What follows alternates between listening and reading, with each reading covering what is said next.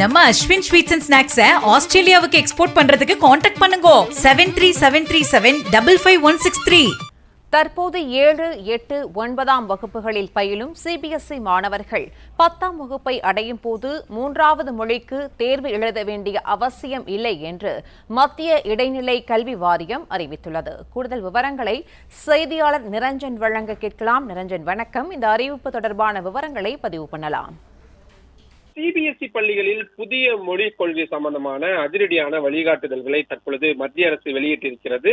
2026, 2027 அதாவது நடப்பு கல்வி ஆண்டில் 10ஆம் வகுப்பு படிக்கும் மாணவர்களுக்கு புதிய மும்மொழிக் கொள்கையிலிருந்து முழுமையாக விலக்களிக்குவதாக தெரிவிக்கப்பட்டிருக்கிறது.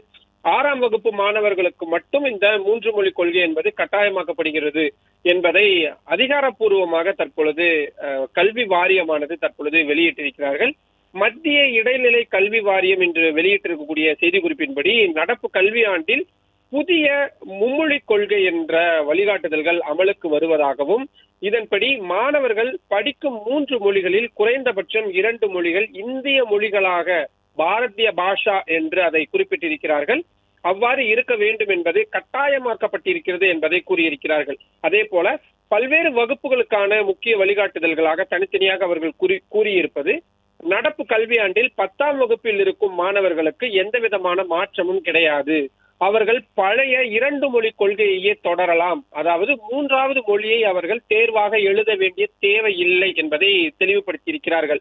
அதே நேரத்தில் 9ஆம் வகுப்பு மாணவர்களை பொறுத்தவரை 3 மொழிகளையும் படிக்க வேண்டும். அதில் 2 மொழிகள் இந்திய மொழிகளாக இருக்க வேண்டும் என்பதையும் கல்வி வாரியம் தெளிவுபடுத்தியிருக்கிறது.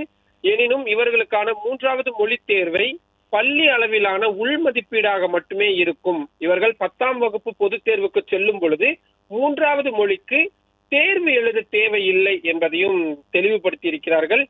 ஏற்கனவே ஆங்கிலம், பிரெஞ்சு போன்ற 2 வெளிநாட்டு மொழிகளை படித்து வரும் 7, 8, 9 வகுப்பு மாணவர்கள் அதனுடன் கூடுதலாக ஒரு இந்திய மொழியை மட்டும் சேர்த்து படித்தால் போதும் என்ற சிறப்பு தளர்வு என்பதும் அளிக்கப்படுவதாக கூறப்பட்டிருக்கின்றது. அதே போல 6ஆம் வகுப்பிற்கென்றும் தனியான சில அறிவுறுத்தல்கள் என்பதும் கொடுக்கப்பட்டிருக்கின்றது.